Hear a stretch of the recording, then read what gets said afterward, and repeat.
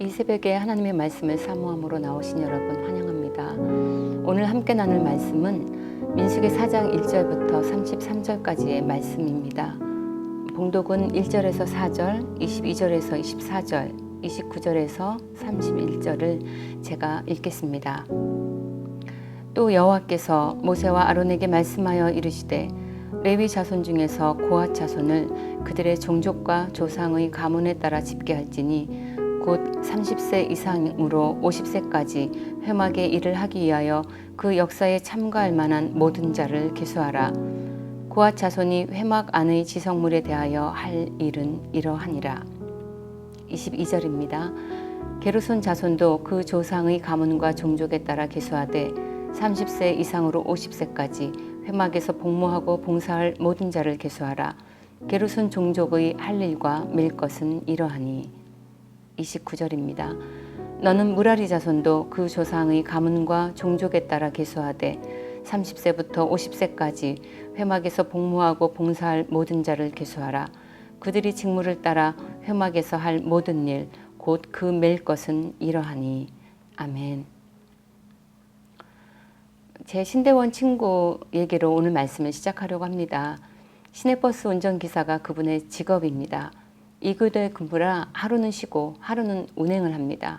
새벽 3시에 일어나 차고지로 향하고 깜깜한 버스 안에서 기도를 하면서 하루를 시작하시죠. 집으로 다시 귀가하면 새벽 2시가 되어서 하루 23시간 동안 일을 하는 셈입니다. 저녁 시간에는 승객도 많고 도로에 차도 너무 많아서 가난한 식단의 저녁을 단 5분 만에 먹어야 한답니다. 하루 운행을 마치고 돌아오면 온몸이 물에 젖은 솜처럼 무겁노라고 하세요.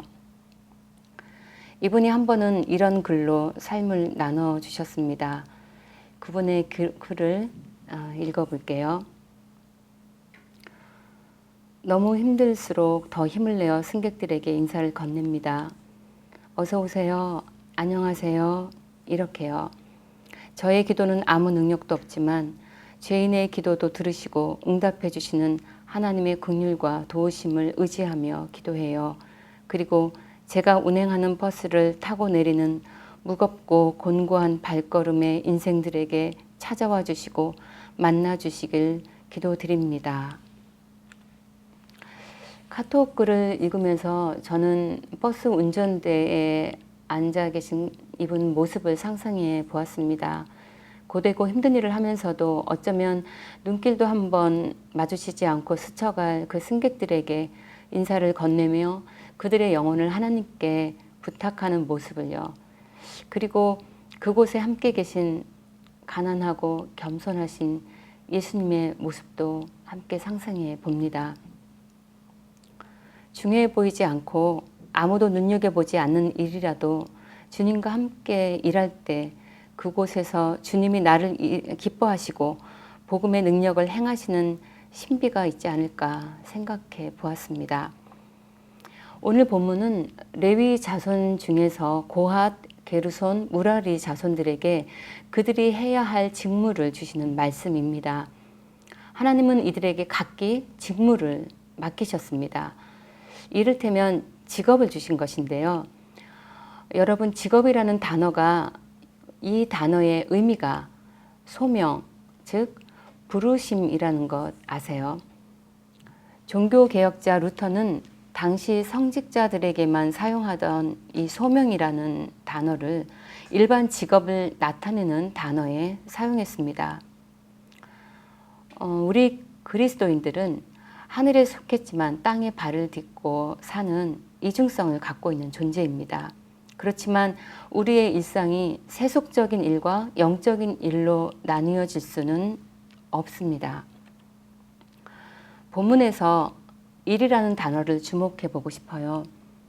4절 말씀, 고핫 자손이 회막 안의 지성물에 대하여 할 일은 이러하니라. 여기서 사용된 일이라는 단어요. 하나님께서 아담한테 에덴 동산을 경작하라고 명령하실 때 쓰셨던 히브리 단어와 동일한 단어가 이 일이라는 단어입니다. 하나님을 섬긴다는 의미가 있는 거죠. 노동하는 것, 땅을 경작하는 것, 하나님을 섬기는 일이 거룩한 일과 세속적인 일로 나눌 수 없다는 결국 한 가지라는 의미입니다. 그런데 누가 더 중요한 일을 하고 있는 걸까요? 다시 4절을 보시겠습니다.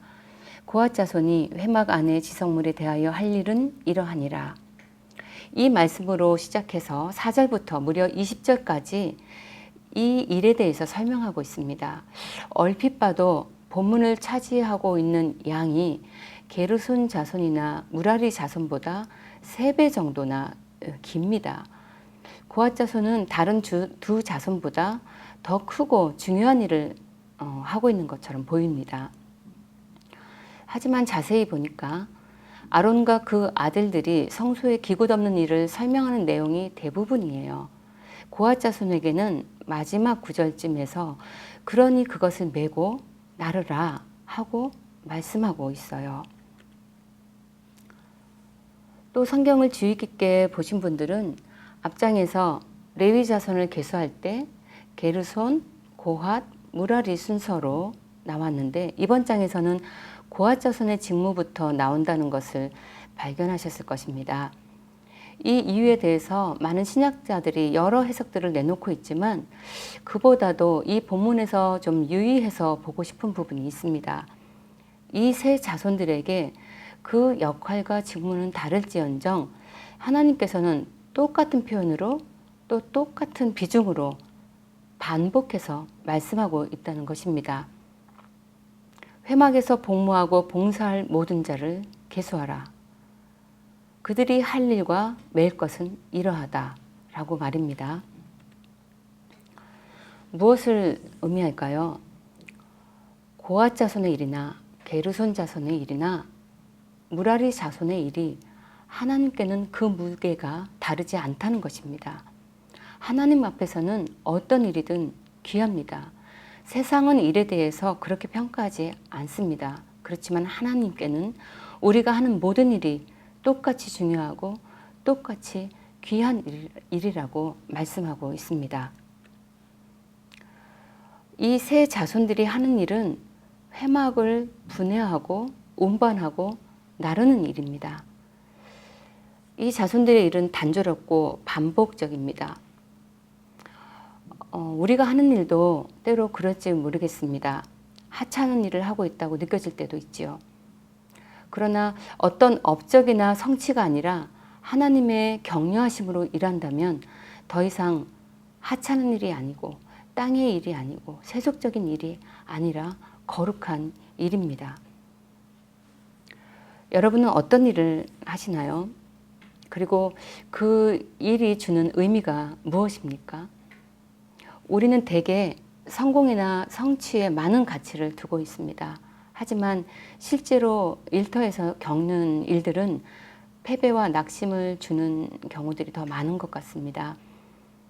직장에서 부당한 대우로 마음이 상하거나 계약이 해지되고 경기는 불안하고 나의 경험은 부족하고 가족 부양이나 아이들의 교육비 문제 등 압박감과 무력감을 느낄 수 있습니다.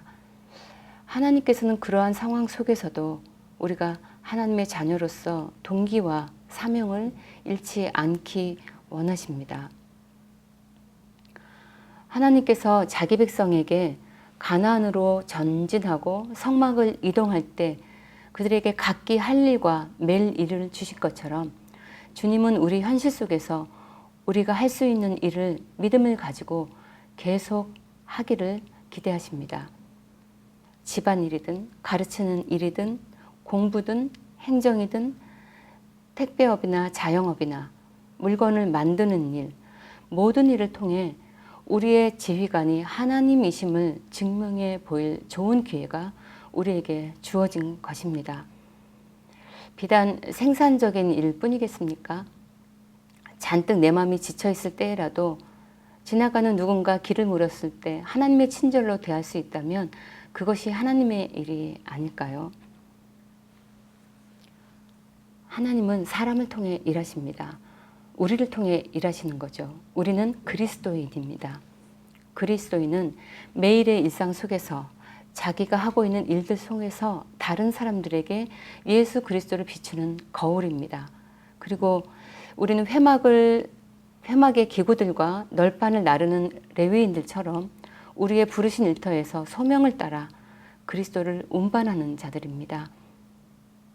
여러분의 일을 통해 가정에서, 직장에서 예수님을 비추는 거울로 예수님을 나르는 운반자로 사는 오늘 하루 되시기를 축복합니다.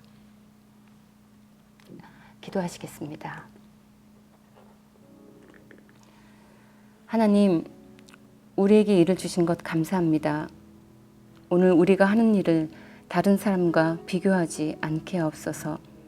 주님이 기뻐하시는 방법대로 일하게 하옵소서.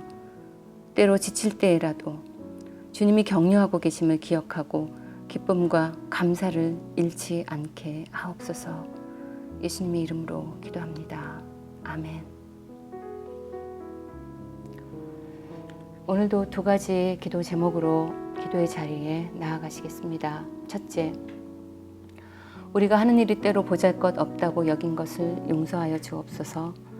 때로 다른 이보다 중요한 일을 한다고 마음이 높아졌던 것 용서하여 주옵소서. 오늘 하루 겸손하게 주님과 일하게 하옵소서. 둘째, 지치고 힘들지라도 우리를 격려하시고 지지해 주시는 주님으로 인해 기쁨과 감사로 감당하게 하옵소서. 그리하여 주님을 비추는 거울, 주님의 생명을 나르는 운반자의 삶으로 사는 하루 되게 하옵소서. 기도하시겠습니다.